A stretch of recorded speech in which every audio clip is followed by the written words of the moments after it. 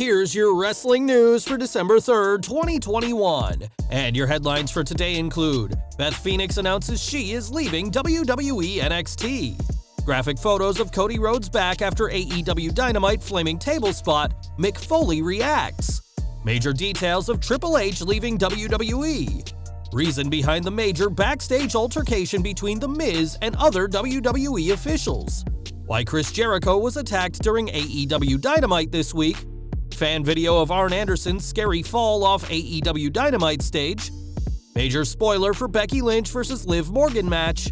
Becky Lynch boasts unbelievable WWE achievement. WWE employees say it's no fun to be there anymore.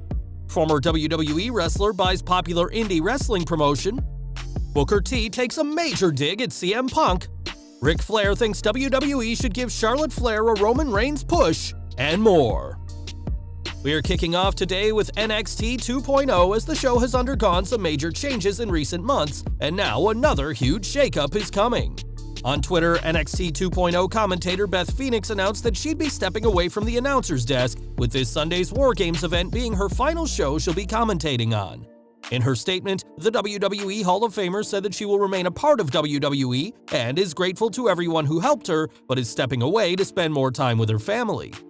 That may be true, but this announcement comes just one day after it was reported that WWE had plans for Phoenix to get back into the ring as part of her husband Edge's feud with The Miz.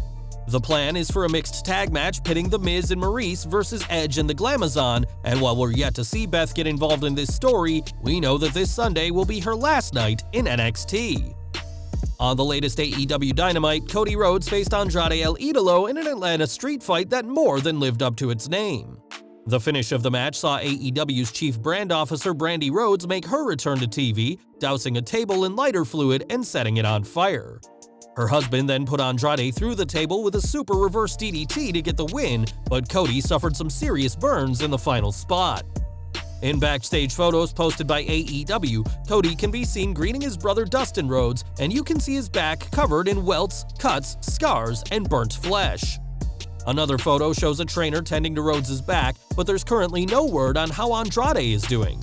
Mick Foley knows a thing or two about going through flaming tables, and on Twitter, the hardcore legend said he hopes Cody's okay, adding that it's going to hurt for a while. The last time fans saw a flaming table in WWE was back at Extreme Rules 2014, where the then WWE World Champion Daniel Bryan defended against Kane, and perhaps this huge spot will finally get fans to cheer for Cody Rhodes. We mentioned earlier that WWE is planning on a mixed tag match pitting The Miz and Maurice against Edge and the returning Beth Phoenix. Plans for this eventual match started on this week's Raw when the A-lister and Maurice returned to TV, interrupting Edge, marking Miz's first appearance since he left for Dancing with the Stars. This promo got personal quickly as Edge accused the A-lister of letting his friend John Morrison get fired, a line that Edge came up with that wasn't pre-planned by WWE. Their feud may have started off strong, but there's already problems, as Wade Keller of PW Torch reports that The Miz is unhappy with his future booking plans for this feud against the Rated R superstar. Keller notes that Miz is unhappy for multiple reasons, but one of the reasons is that he doesn't like the way his promos are written. In the past, The Miz has explained dissatisfaction to writers and producers, but when nothing happened, he took the matter to WWE's executive director Bruce Pritchard. It said that things quickly escalated between the two, as Pritchard and Miz disagreed on what the best course of action is, and it was reportedly so loud that staff and a few other superstars were able to hear them from the outside.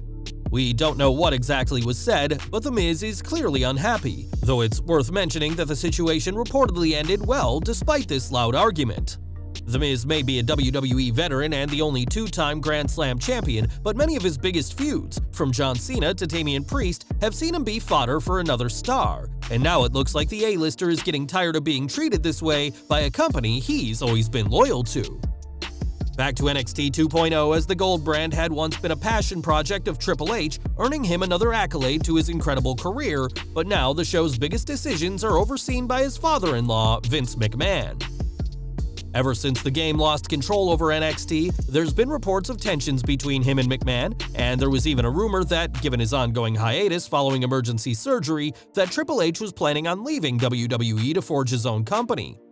That rumor has since been debunked, as the costs of setting up a new company and keeping it running would be a fortune, and on PW Torch, Wade Keller explained why the WWE COO is unlikely to ever leave his father-in-law's employment.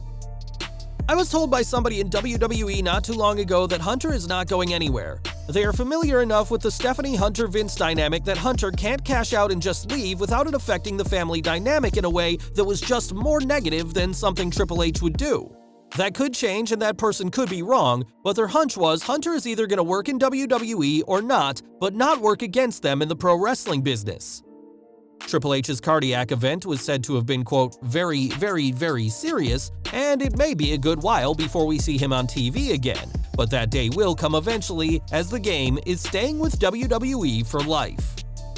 More from AEW, as Chris Jericho's feud with 2.0 and Daniel Garcia continued this week, as the former world champion was attacked by the faction backstage during an interview. According to Brian Alvarez, this attack wasn't just to carry on their feud, but to write Jericho off TV, as he won't be present on tonight's edition of Rampage.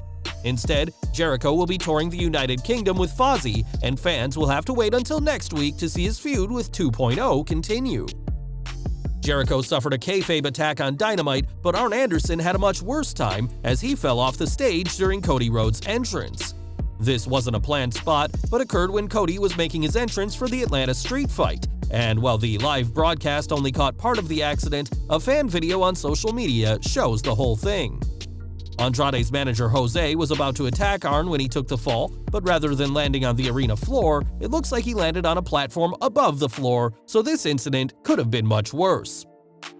After Jose helped Double A back to the main ramp, he proceeded to continue his attack on the legendary Horseman, and this isn't the first time this sort of thing has happened. In September, Arn had a scary fall at an AEW show where he fell off the ring apron to the floor, and in the recent video, a fan can be heard saying, "Jesus Christ!" an appropriate reaction because this could have been much worse for the enforcer. Other fans had a much different reaction, as some in the crowd could be heard laughing at Arn after the fall. Bryan Danielson was also just a step from the same fate, and had he fell, he would have fell on the arena floor, but he caught himself at the last second as he was exiting the ring. Dynamite's main event was a huge match which saw flaming tables and Cody's Go Big Show co-host T-Pain hand him a steel chair, but things went very wrong for Arn before the match even began. This coming Monday, Raw Women's Champion Becky Lynch will defend against Liv Morgan, but we may already know the results of this match. According to sources, the current card for next month's WWE Day 1 pay-per-view will see Lynch defending the Raw Women's title, spoiling that Morgan won't be winning the gold next week. WWE has also been promoting a series of upcoming live events at which Lynch will be defending the WWE title against Bianca Belair. And with Lynch set to defend at Day 1, it's spoiled that the title won't be changing hands at any of these untelevised events. Morgan won a fatal 5-way match to become the #1 contender and is looking to capitalize on the opportunity she now has. A Lynch successful title defense next week does not mean WWE can't protect Morgan in defeat, as Lynch could win by cheating, and while house show cards are always subject to change, fans can expect the man to stand tall on Raw. Lynch shows no signs of giving up the Raw Women's Championship anytime soon, and this week, the man has marked an incredible milestone in her career. On Twitter, Lynch revealed that she's now been a champion for every day she's been active over the past 500 days, using the hashtag Becky500. This accolade started at WrestleMania 35 and continued when Lynch returned at SummerSlam 2021, capturing the SmackDown Women's Championship. Lynch is expected to hold on to her title into 2022, and we'll have to see how long this incredible record continues for WWE's top female superstar. Now, earlier this week, Big Swole announced that she's not working with AEW anymore after being one of the company's earliest signings. Her run in AEW never quite got off the ground as she suffered from Crohn's disease, and now we know more about her departure. When Fightful Select spoke to sources close to AEW, they were told she wasn't fired, nor did her contract end prematurely, and instead her deal simply ran out at the end of November. Swole hadn't been in the ring since September, and it said that there was no heat on her or AEW over her leaving. The now former AEW wrestler hadn't been at many recent tapings, perhaps due to her health condition, and there's been reports that Swole could be the first of many wrestlers with expiring contracts that don't return to the company. It's Big Swole's decision what happens next in her career, but it's clear that neither she nor AEW had any problems leading to her departure this week. More from NXT 2.0, as losing Beth Phoenix will be a huge knock to the paint-splattered brand, but it could be down to more than just wanting to spend time with family and a planned feud with The Miz and Maurice. That's at least according to Brian Alvarez, who spoke about the Glamazon in NXT 2.0 on the latest Wrestling Observer Live and said how morale is pretty low for the show right now. It's not like she couldn't do the main roster feud with Miz and Maurice and also do NXT commentary. She's just decided she's done with NXT. Whatever that means, she says it's due to family, but this also, again, might not be the last person. Because no matter what you guys think about me or anyone else saying that it sucks, it does. There are people there who have told me that it's just not fun anymore. Since rebranding what was considered one of the best wrestling shows on TV into something completely different, NXT 2.0 has struggled to gain the interest of viewers, even amongst those who didn't immediately reject the change. NXT 2.0 is just part of WWE's larger company-wide initiative, which will see younger athletes with less wrestling background and train them in the WWE style. But this hasn't worked out well for those already on the show. From 1988 to 1996, the Bushwhackers raised hell in the WWF, and now Bushwhacker Luke is trying his hand as the owner of a promotion. It's confirmed that Luke Williams has bought a 50% stake in independent superstars of professional wrestling, an East Coast promotion ran and operated by longtime promoter Tommy Fierro. In a statement, Luke said that ISPW plans on showcasing live events in 2022, and we're wishing the New Zealander the best in his newest venture. If you've ever listened to CM Punk on interviews, you'll know that he has problems with WWE and has a sore spot with Triple H. On last week's Dynamite, Punk mentioned the game in a major diss on MJF, but Booker didn't take too kindly to that. Speaking on his Hall of Fame podcast, Booker addressed Punk's comments, saying, "It kind of ticks me off. I've worked with Hunter since the WCW days. Hunter was a bigger star than CM Punk was before he even married Stephanie McMahon, and that is just an undeniable fact. As far as becoming a bigger star after that, of course he was going to become a bigger star after marrying Stephanie because he was in the family now. Look here. If CM Punk would have married Stephanie McMahon, he might have become a bigger star as well. But CM Punk was a big star in WWE and they were treating him like he was a big star in WWE. I don't see how or why anyone could think that CM Punk wasn't treated like a megastar." There's no denying that Triple H will forever remain a legend in wrestling, especially because of his contributions both in and out of the ring, and those contributions eclipse anything Punk has done, according to the two-time Hall of Famer. And we're ending with Charlotte Flair, who constantly faces criticism for receiving opportunities fans believe should go to other women, but there's one person who thinks it's not enough for the SmackDown Women's Champion. On his podcast, Charlotte's father, Ric Flair, argued that the Queen should receive a mega push similar to Roman Reigns, and said that she could become one of the biggest crossover stars if they did push her more.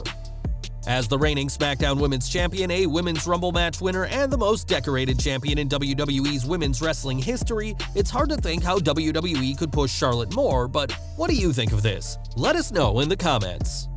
Well guys, that's our news for today. Please share your comments below.